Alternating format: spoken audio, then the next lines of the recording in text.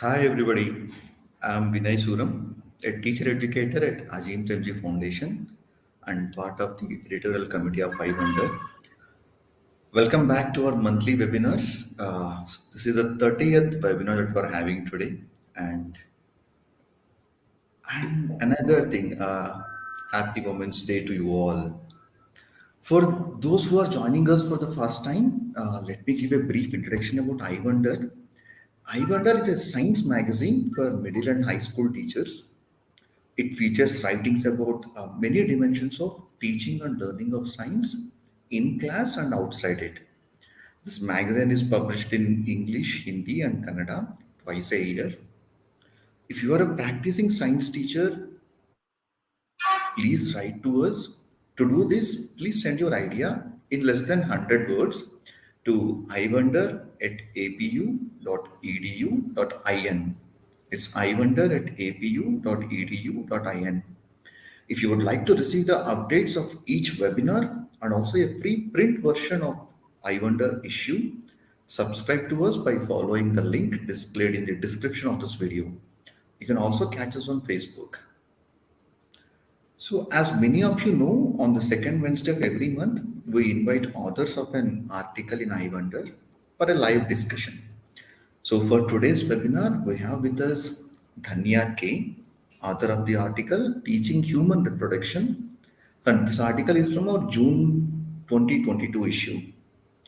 Dhanya has taught biology at the high school level. So, prior to teaching, she did a PhD in neurogenetics.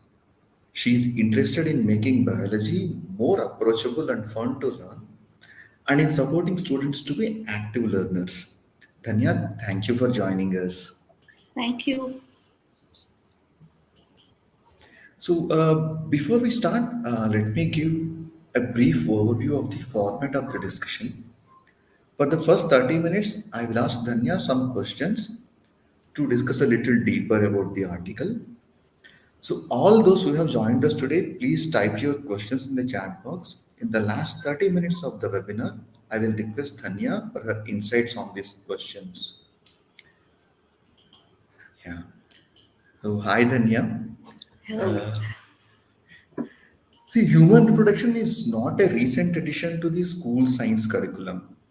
However, teaching and learning processes with regard to this unit are rarely discussed. Could you please share your thoughts on this? Well, it's true actually. We have had human reproduction in our syllabus for a very long time. But you know what? There is actually this stigma and taboo associated with these topics. And also, if you look in our society, we rarely have discussions. We rarely talk easily about say our body, about our emotions or our sexual needs as such. So all these contributes to the hesitation that we see among teachers in the classroom to conduct these lessons. Yeah.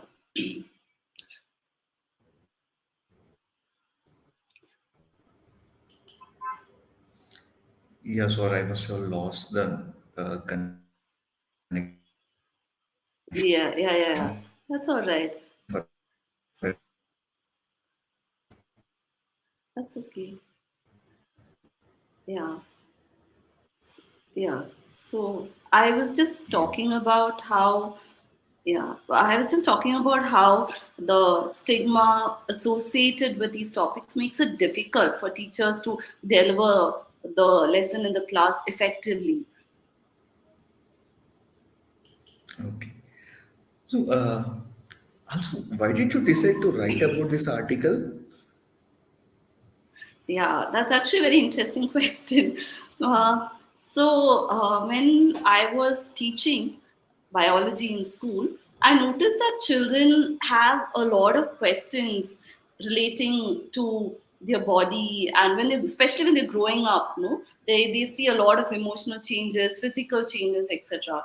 So they are very curious, and I thought, why not address the curiosity and the questions in a unit such as the human reproduction in class. Okay, so that's how it emerged. So when I was planning on doing this, I thought of a specific module. Okay, so I designed a module where I was aiming to address questions relating to the human reproduction, which can create awareness among children about different anatomical changes that happen in their body, the behavioral changes that happen with them during puberty, and to talk about these questions that they have in a very free and non-judgmental manner. So this was the main aim of me designing such a module. And so I designed this module, and I was able to conduct such lessons for 4 consecutive years. And I saw that during every year, children more or less had similar set of questions. Okay, so then I thought, if children in one particular school consecutively has similar set of questions, children across the country will also be having similar set of questions. And why not write it up so that I can share the experiences of this, along with share the resources that I used in conducting this module with students and teachers through iwonder magazine. And I also wanted to encourage other teachers to sort of take up such initiatives in their own school, and to have conversations with students in a very open manner. Yeah, this was my intention to write the article. Okay. So, even though you mentioned in your article that most school curricula recognize the importance of this unit, but the basic information that most textbooks provide is neither up to date nor comprehensive in nature. So, could you please elaborate this with a few examples? Yeah. So what I've noticed is that students have a lot of questions. Okay, and the textbooks that you see, the school textbooks that are available, are not up to date, in the sense they are not very gender inclusive or gender sensitive. And if you look at images in the school textbook also, you see only a particular kind of, say, body type being portrayed or skin tone being portrayed, etc. So there is a lot of diversity that we see in our country, which is not essentially replicated in the textbook. So, but the children are looking at these textbooks as reference material. So they need to be up to date, is what I felt. And it was not comprehensive because there are many aspects of biology, such as erection, premenstrual syndrome, ejaculation, etc., which is not mentioned in the textbooks. So this is what I meant. Okay. Nowadays, you also stated in your article that so internet is an, I quote, easily accessible source of information for many students, and much of the information students may access there may be fragmented, biased towards the male sexual experience, and may set unrealistic standards for beauty and intercourse. Hmm. So, many students may and teachers also access information from the internet. Hmm. Your observation offers some very important criteria for them to evaluate the kind of information they find on the internet about human reproduction. So, from this perspective, could you please tell us how did you arrive at this criteria? Hmm. So, actually, the students themselves led me into looking at these criteria from their questions. So when they ask questions, it made me think. And then there are also other resources available. There are published scientific literature which points out to all these pitfalls with using internet as a source of accessing information. So yeah. Could you please elaborate this with a few examples? Right. So, examples. So, say a student, okay, is wants to know more about um, about any aspect of human reproduction, accesses the internet, And if you notice on the web, there are multiple sources that the student can have access to information. And not all sources have uniform, reliable, accurate information. Right. So they're all fragmented. And it's very difficult for a student to understand and to funnel through this information and to gain a correct holistic picture of what they are looking for. So, Yeah, that is so there's a huge amount of information, and going through it and finding out the reliable source becomes a lot difficult. right. You also mentioned that how this kind of information may impact sexual growth and well-being of students. Yeah. Now, could you share a few examples for this? For this again example of a child is questioning their own gender identity and is looking up for resources online to understand this.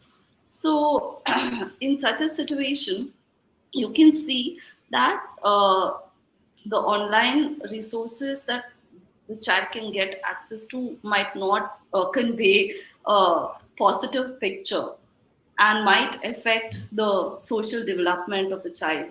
Uh, is an example. Another example that I can think of is there are many contents of pornographic nature found online, and these can have. There are actually reports which say that the pornographic content, not all, okay, most of them can have a negative impact on sexual behaviors of adolescents.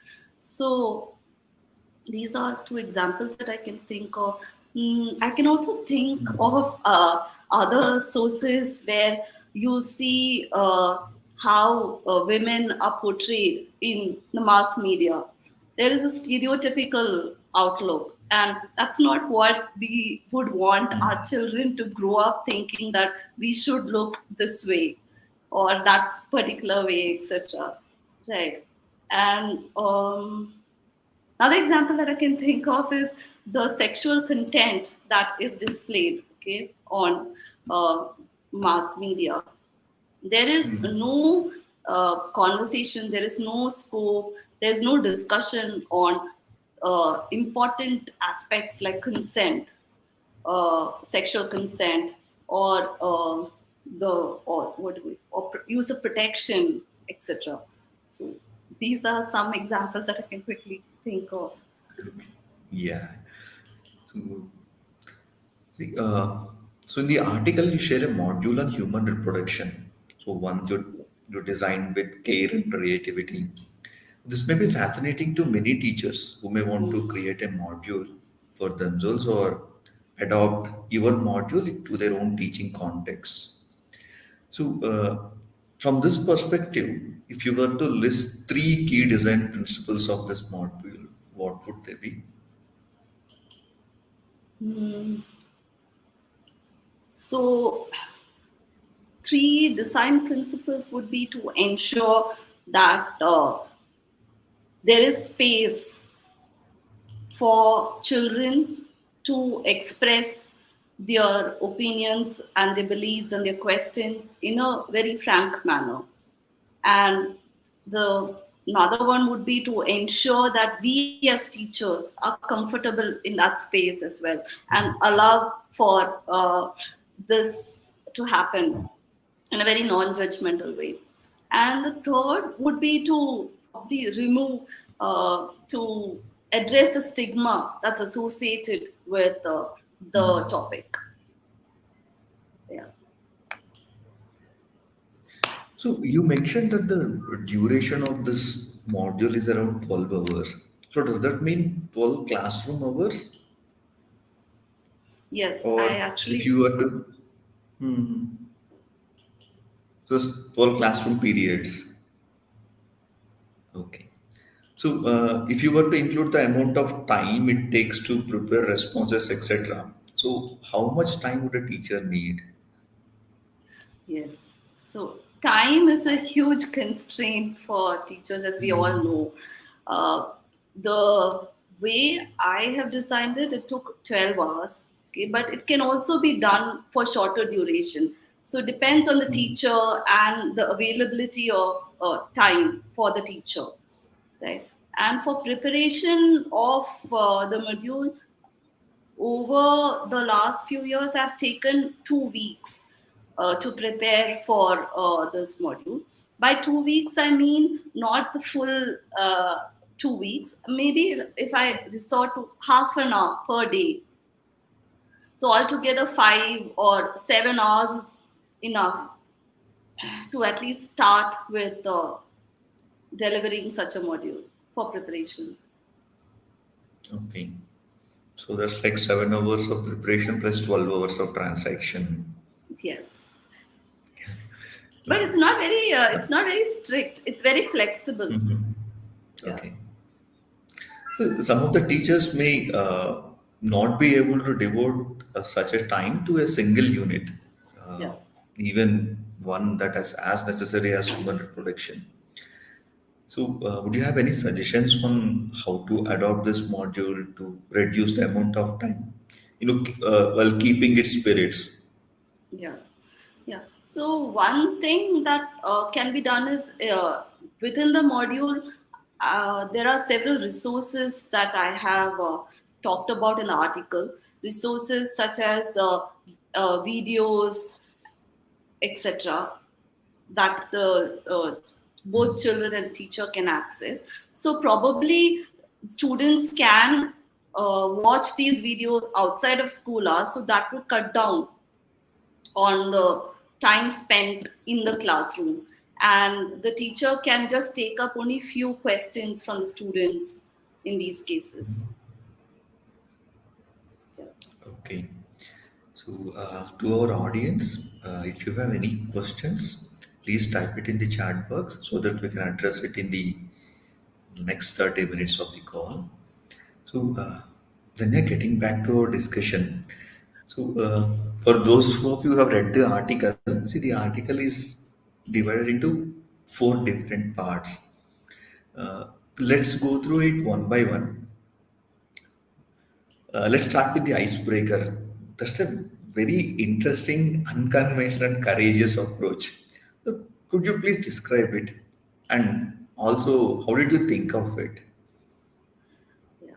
So good that we are discussing the article in parts, because I was just wondering, for readers who have not, for viewers who have not read the article, they might be quite lost. So the icebreaker was actually uh, it emerged from this idea of question box. So I don't know if you're familiar with some classes, classrooms, some teachers keep a box, a physical box, and they call it the question box, and students can drop in their question anonymously into these boxes, and the teacher addresses these questions, say at the end of the week or at the end of an academic year, etc. Okay, so I was familiar with this idea, and I was thinking if I should start with that idea.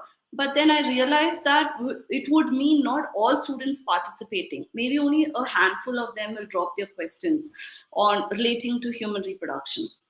So then I thought of this icebreaker session, which is actually the first part of the module. Okay, so what happens during this icebreaker session is I would write human reproduction in bold on the classroom as soon as I enter, and I would distribute students small pieces of paper which would be of this size. So these were actually papers which are cut out from old notebooks or old record books, etc., which are reused. So we would cut it into small pieces, and each student were then told to write questions that they have on human reproduction. They were allowed to write anything that they wanted to ask. Okay. So once I announced this, obviously the children are all a little bit unsettled. They are all shocked. They are frozen, or they talk to each other, and there are all sorts of behaviors that emerge. Okay, but then after a few minutes, everybody settles down and they start thinking and they start writing the questions. And after say 10 minutes or something, I give them another cue. I tell them, this is your good opportunity for you to ask anything that you want on human reproduction. Otherwise, imagine you have to go to the internet and keep searching and searching, and you won't get any answers properly. So here I'm giving you the answers, and we can have discussion on those as well. So please feel free to ask anything that you want. So I also give them some cute topics. I tell them you can ask about sex, you can ask about masturbation, you can ask about pornography, you can ask about gender, any of these things that you want, you can ask. So that sort of activates the child's mind, and whatever question child has, they write. And this happens for a 60-minute duration. Okay, that is one class hour. Mhm. And at the end of the class, the children, they fold the paper and they hand over the paper to me. So they are also allowed to not write their name, so can be anonymous as well. So this way, if they feel any inhibition, that is also forgotten. So that's the intention of the icebreaker. Yeah. So about this anonymity part, Hmm. so many teachers might be concerned that this may lead to students sharing questions or using language that could Ah. make teachers very uncomfortable. Hmm, hmm, hmm. Would you have any thoughts to share about this? Yeah. So, firstly, when you enter the class, be prepared that such questions may emerge. Okay. So, having that mindset initially helps. And secondly, students can ask questions that make you feel uncomfortable, and that's okay. You don't, if it makes you uncomfortable and you can't talk about it, you don't have to talk about it. There is no compulsion that you have to answer all the children's questions. So you can pick out questions which you're comfortable and answer. But having said so, if you're conducting the same module for the next year as well, and if you see same kind of questions being repeatedly asked, then it means that children really want to know these answers. So maybe it is then time for you to sit and reflect and slowly start breaking your discomfort and slowly, step by step, move forward into answering those questions. Yeah. So, how do you choose which questions to answer and which questions to be unanswered? Yeah. So mostly I go with what I'm comfortable with answering. Okay. And which I feel is appropriate for the age, and which at this age children should know.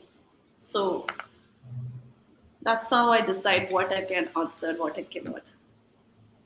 So you also mentioned that when they teach the same module for the subsequent years as well. So in your experience, has this changed over time? As in the kind of questions that you would want to answer and those are not answered. Huh. So, so there are some questions which I never answer. Okay. For example, questions about the mechanics of sex itself, the exact mechanism of what happens. I don't answer those questions. And that remains true for all years. Uh, yeah. So also we have a question from Risha Vaidya. So, how did you decide what would be appropriate to bring in or answer from the students' questions depending on their age? So, what did you consider when making the choice? Yes. Thank you, Risha, for the question. Um, So, about what is appropriate and not appropriate, I mainly decide from a set of reliable sources that I have, some reference books, etc. So there is this book that I usually refer to, which is called the Blue Book, which is by Tashi Publications. I have mentioned this book in the article as well.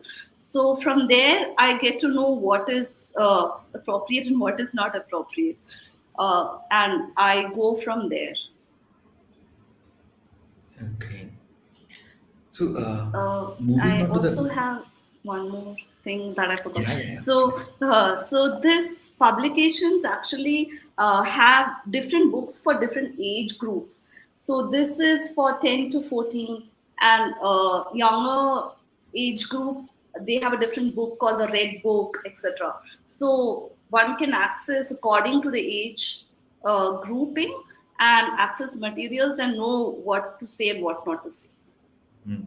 This is one such resource. Okay, there are other resources as well, which are in the article, and also in this book at the back there are a lot many resources.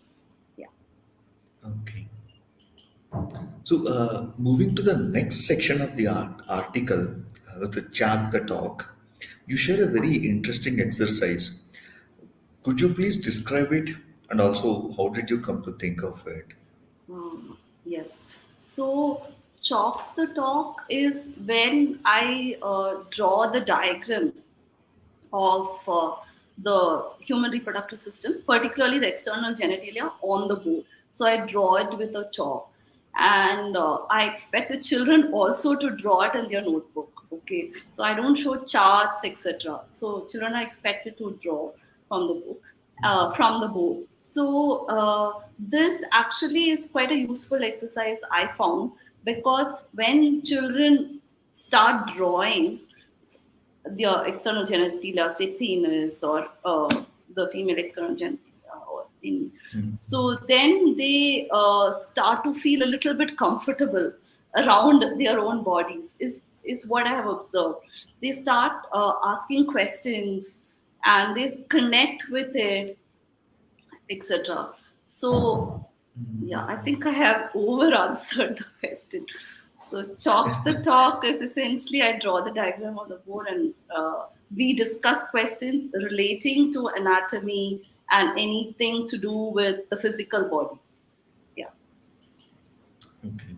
So, most of the time, teachers may see the process of drawing scientific diagrams as standard aspects of evaluation or assessment. And as you mentioned, this chart the talk could also help in students connect these diagrams to their bodies. Uh, is there anything that you would like to elaborate on it? Yeah. So about the drawings being a form of assessment. About that, actually, in all my classes, for all the chapters, students are expected to draw diagrams from the board. Okay, so which means I also draw the diagram. And since my drawings are not very perfect, I tell the students you can draw anyhow you want. Okay, as far as you draw with a sharp pencil and you label the parts properly. Okay, so there is no strictness. There's no conformity with how they should draw. So there's much more freedom for the children to draw, and hence it works out for us. And also these drawings specifically for this chapter is also very useful, because if you see in the textbook there are only diagram of the male and the female. No, there's no conversation about other genders. So this also opens up questions of other genders, etc. So yeah, this. Okay. So, moving on to the next part of the module, you call it as out in the open. Could you please explain this part and how did you come to think of this idea? Hmm. So out in the open is when the whole class shifts from the classroom to an outside space. Okay, so we sit maybe under trees or in assembly space, assembly hall space. We sit together in a circle. Okay, this idea, essentially I use this for other chapters as well. We go out in the open and we discuss topics outside, but specifically with human reproduction I think it is important, because this spacing and this sitting out in a circle really helps both the children and me to have a sort of connection with each other. We can see each other. We are able to have access to each other's emotions and behaviors, etc. So, yeah, so this is how the open discussions happen.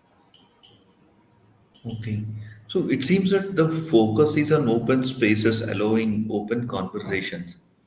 Sometimes, not sometimes, majority of the schools, there could be lack of access to such spaces. Would you have any ideas for teachers, how to deal with in such conditions? Hmm. So the basic idea is actually to uh, get away from the hustle and bustle of a school, okay, of a classroom environment. That is the basic idea of why this was designed. But it is lack of such spaces. One can conduct these sessions inside the classroom, probably change the arrangement of benches, sit around in a different pattern than one normally sits, or if there is provision to move to assembly spaces. Generally there are spaces for conducting assemblies, so that space, or maybe the school ground, playground. So these are things that I can think of.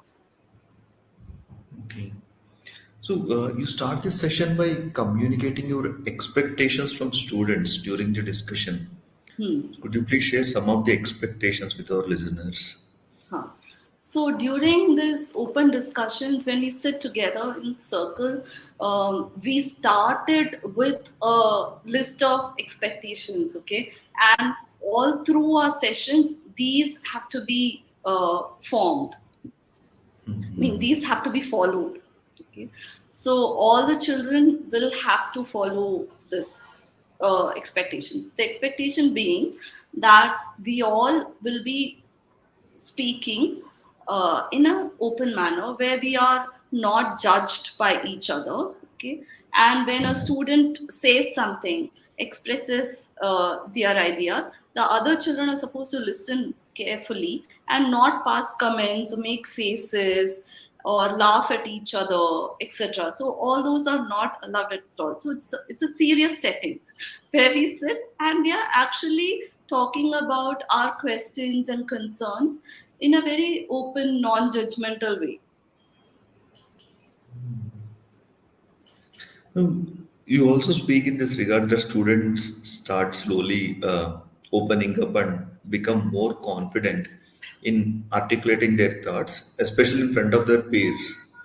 Now, how do you see your own role as a teacher during such student discussions? Do you have any suggestions for teachers? Okay. So, how I see my role is mainly to facilitate this conversation and to allow for children to voice their thoughts and not form a judgment, etc. So, that's how I conduct these sessions. And advice for teachers is to follow similar line of thinking.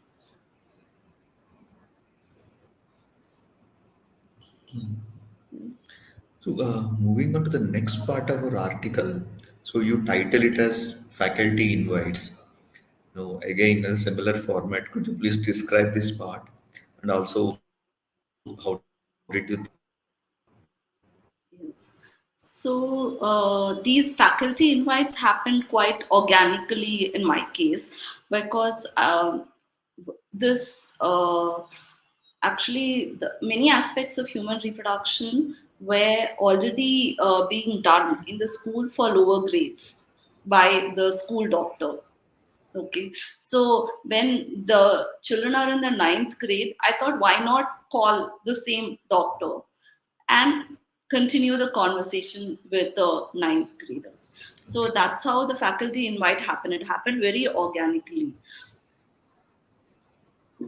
Yeah. And Okay. there were faculties who were invited from other subjects also. For example, there was a math teacher who was a young mother. So she was invited where she discussed different modes of birthing and her experience specifically with water birthing. So at that time, none of us knew what water birthing was. So it was quite a nice experience. And she also explained about different other birthing techniques, etc. Then there was this psychology. There was a teacher who had big background in psychology. So she also was invited for speaking about different sociological and behavioral aspects of growing up. Yeah. So how easy was it to persuade the teachers to speak in front of the students? Huh. So I was very lucky in this aspect because all my colleagues were very encouraging, and they also saw the value of discussing with the children. So it was quite easy in my case. See, the necessity of having open conversations is one of the key themes of your article. Since it is likely that conversations between teachers and students may not be too common in science classrooms, could you please elaborate on this? Just to give an example, many Hmm. of us may associate the word open with a variety of meanings. Hmm. So, Hmm. what do you mean when you use this word? Okay. When I say open, I mean having the space for sharing our thoughts and questions in a manner that will not be judged, where because we ask certain questions we are not shamed for it, and there's nobody judging you, and there's a very respectful atmosphere. So this is what I mean by open. Okay. So how can teachers and institutions create an environment that initiates, supports, and encourages such conversations in the classroom?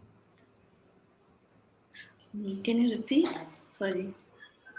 So I was asking, so to inculcate this culture, to develop this culture of openness.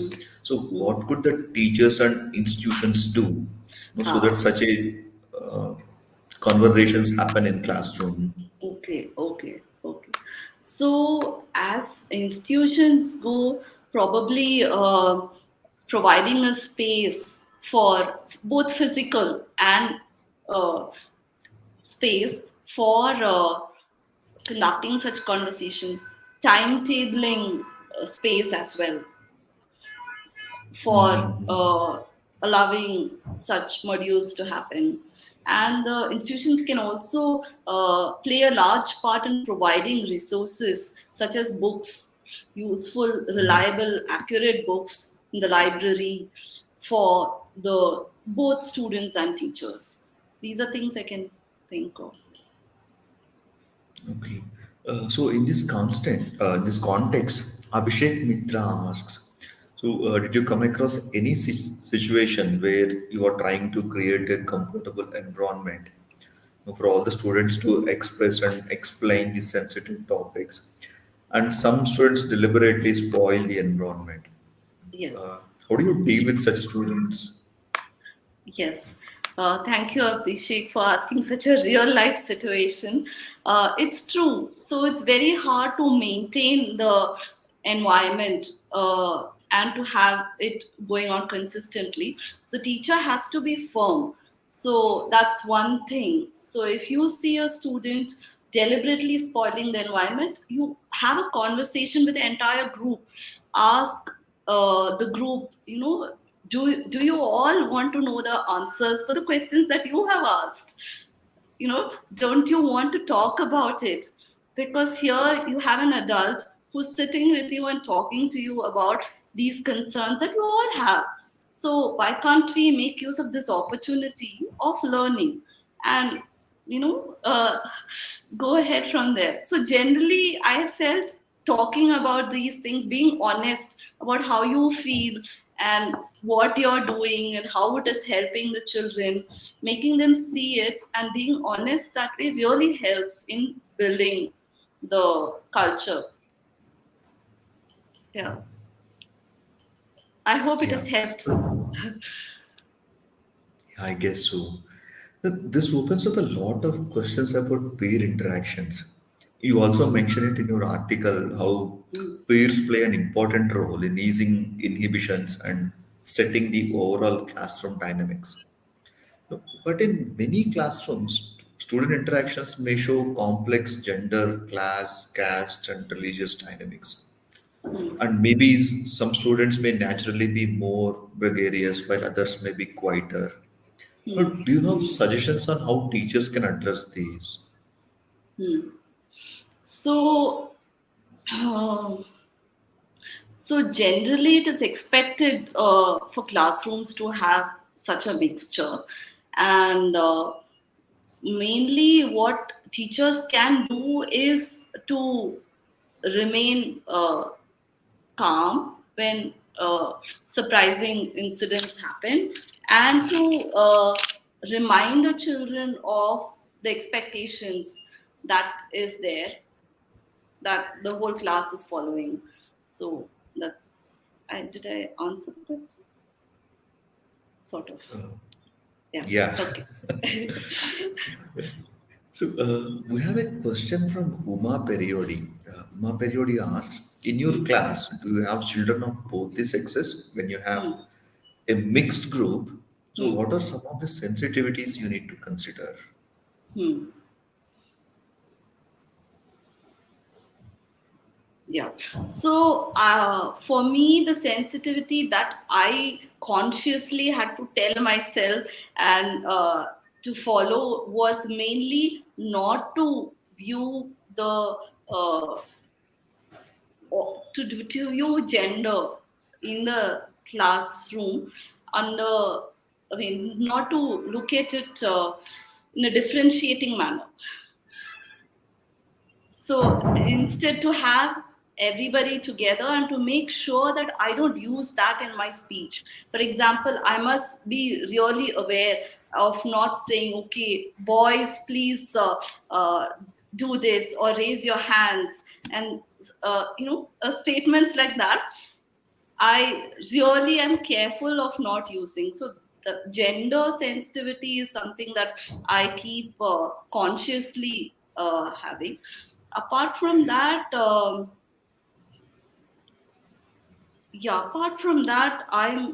I feel that in my class it's quite open discussion.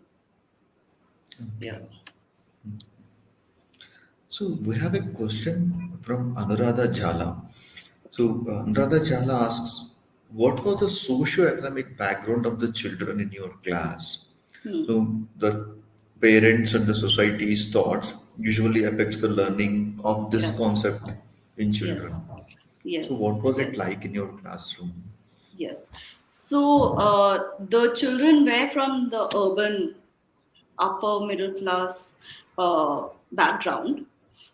And yes, I do agree that thinking of parents affect learning of this concept. Uh, Thinking of society changes, and let's hope for that change to take place. Thinking of parents can also be worked with, but if the school has good working relationship with the parents can be called into school and given an overview of what kind of module is going to be conducted for the children and what kind of information is going to be done, given, etc. So I think this can alter the thinking of parents if there are any challenges with that. Thank you, Anuradha. So we have a question from Srikant. So usually in villages, there are broadly two Hmm. categories of students in a Hmm. classroom. Hmm. So one is who are misinformed and Hmm. other who don't have any information at all. Hmm. Hmm. So now how can a teacher address Hmm. students of both groups at the Hmm. same time? Hmm. Hmm. So you start with the basis that the children don't know anything, okay? So, or they have wrong information. So you start with that, and you start with the basics. Think they don't know anything, you start from scratch. So that's a great way to go ahead. Even in one subject one might be doing that, correct? No, so when you teach a specific topic, you know the prior knowledge, you build on it and you add new knowledge. But in this case, you think the prior knowledge is you, and you start from there. Is what I would Okay. advise.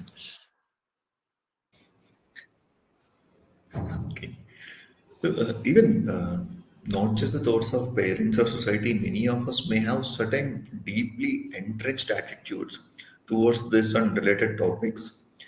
You share two different dimensions of this in your article.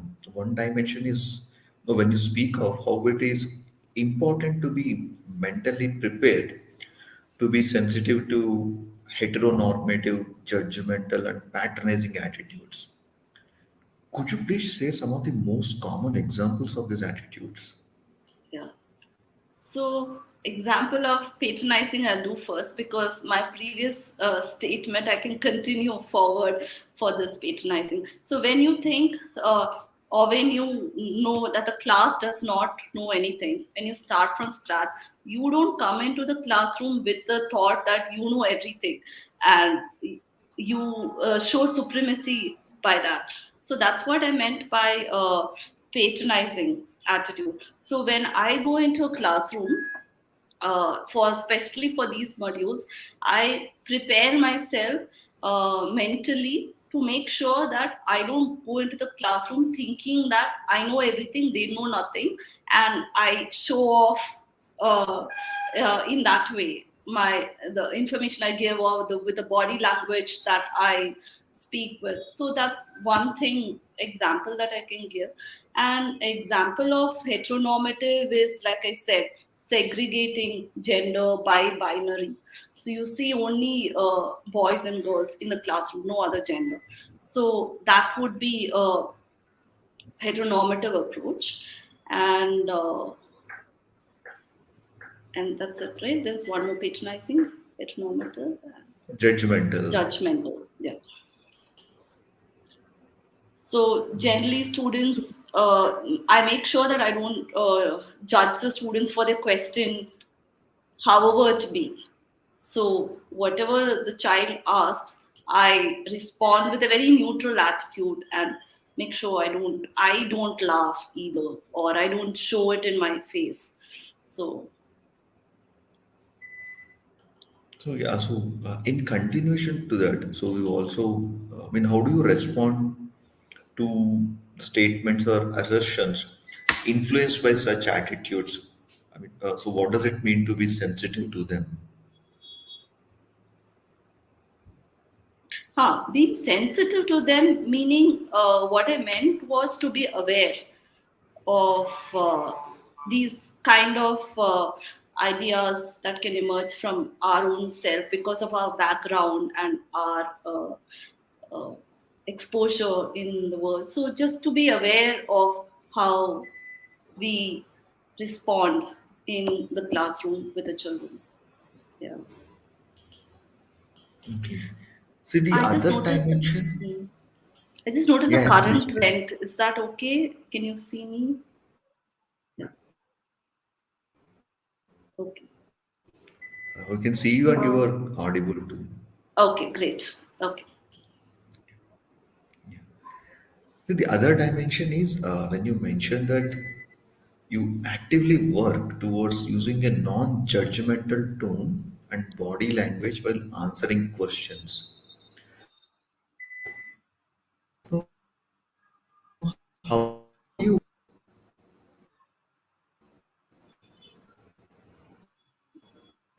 Hmm. So I think when I was trying to ask about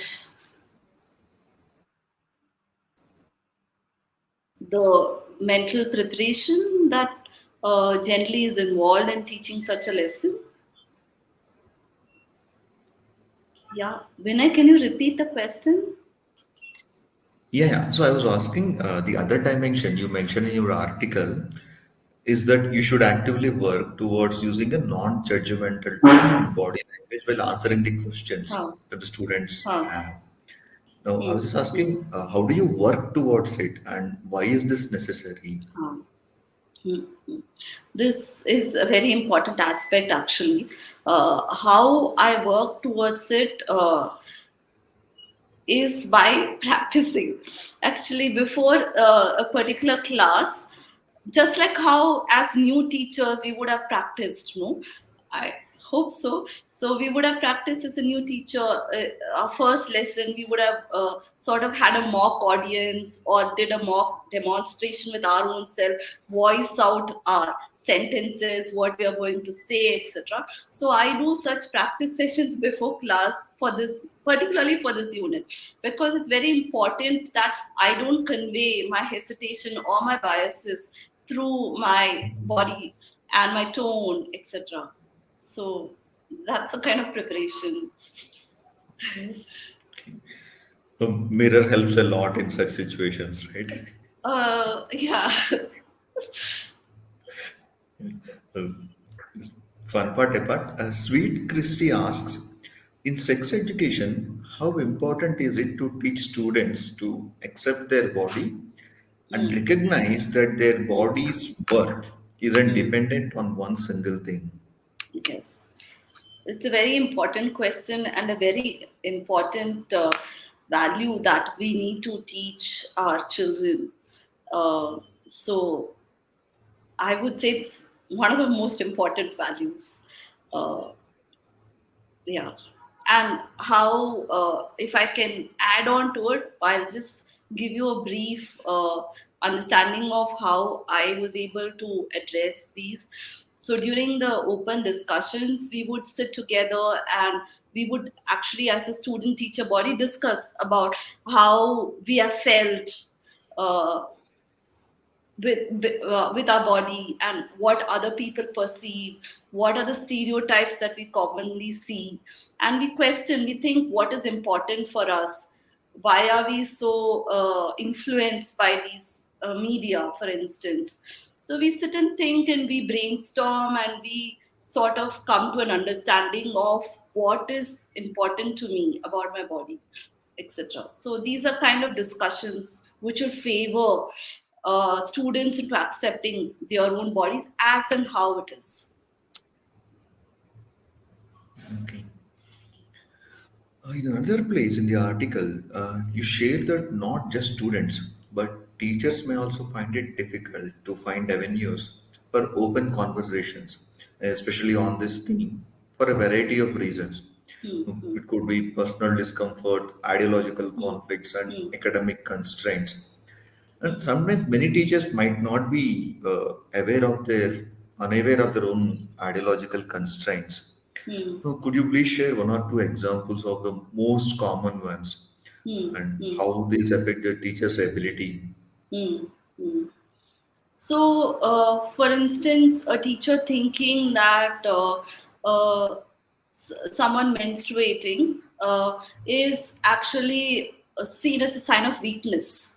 They are weak. They shouldn't play. They shouldn't lift heavy things, etc. So that would be ideological conflict which we should not bring into the classroom. We might even have a ideological conflict with educating our children with information as well about human reproduction. That is a constraint, and we should make sure it doesn't come into the classroom. We might have constraints on gender. So these are examples of constraints which we must be aware of and ensure it doesn't translate into the classroom. Okay. The other important aspect that you draw in your article is about the institutional culture in schools. It is possible that teachers themselves have spaces for open conversations on uncomfortable topics like human reproduction, Hmm. and it may help them create and navigate such spaces for their students. Now, as a teacher, do you have any thoughts or suggestions on how institutions can help create such spaces for teachers too? Uh, Institutions can create spaces by probably having workshops for teachers that can build in awareness amongst the teachers. Okay. That's one way. In fact, actually, through one such workshop, only I got to know about this book on Tashi. So, yeah, so they are quite helpful. Okay. So we have a question from Abhishek Mitra. So, in many schools, due to lack of regular biology teacher, a non-biology teacher has to teach this chapter Hmm. and finds it extremely challenging. Hmm. Hmm. So, what would you suggest? Yes.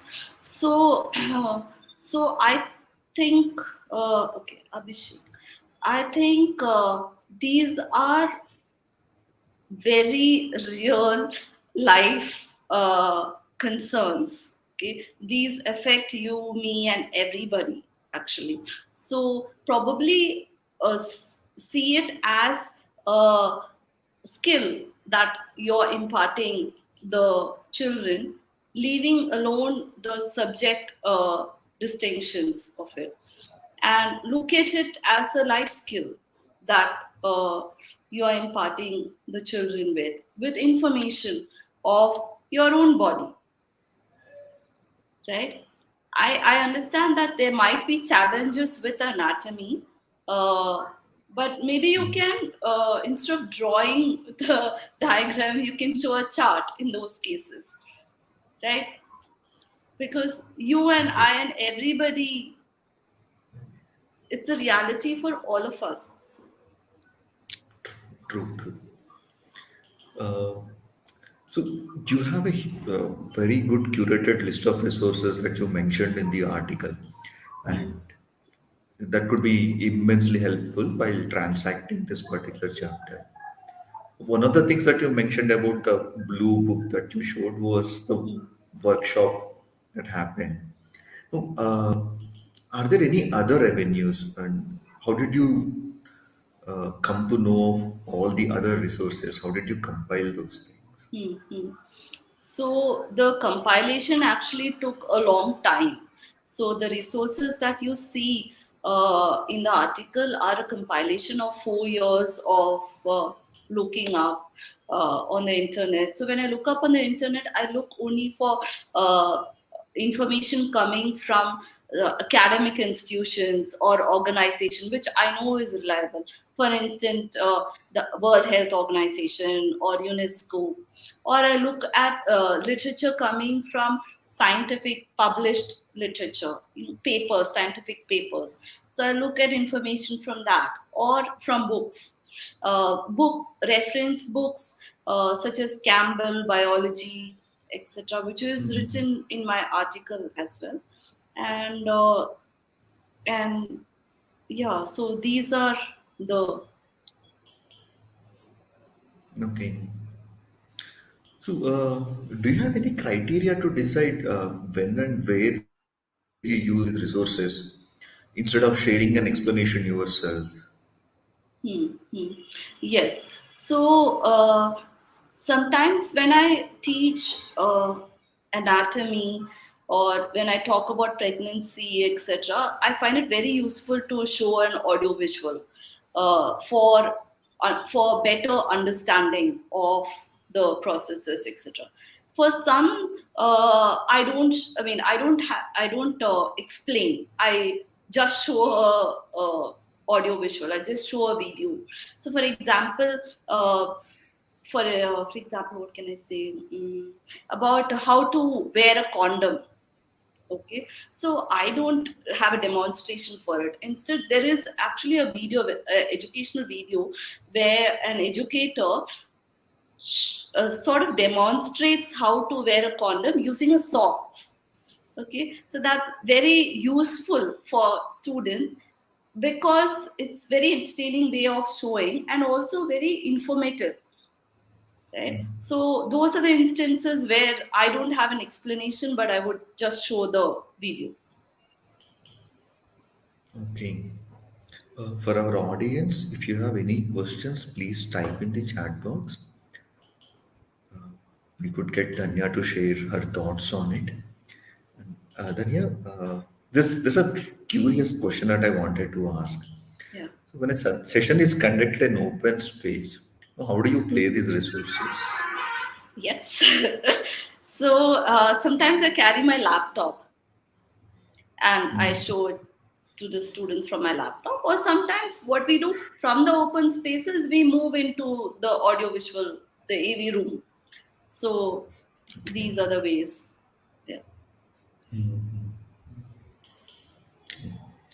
So, end, do you have any parting thoughts? Um, just that I really hope uh, this has encouraged the teachers to have these kind of open, non-judgmental conversations with children on topics that greatly concern their life. So I really hope that this becomes a norm in all schools where children can easily ask teachers, and teachers have the ability to listen in a very non-judgmental way and help finding answers together or to provide sources of accurate information. So I hope this becomes a norm. Thank you, Danya, and thank you all of us who have joined us today. So, if you have any questions that you would like to ask and couldn't ask here, iwonder@apu.edu.in and dhanyak@gmail.com. Dhanya K2. K2, I'm sorry, dhanyak2@gmail.com. Thank you. So, we will do our best to get them answered. Join us again for our next webinar on 12th of April 2023. And now, for all of those who have not yet subscribed to iWonder, we hope you do so now. Thank you. Thank you. Thank you, Vinay.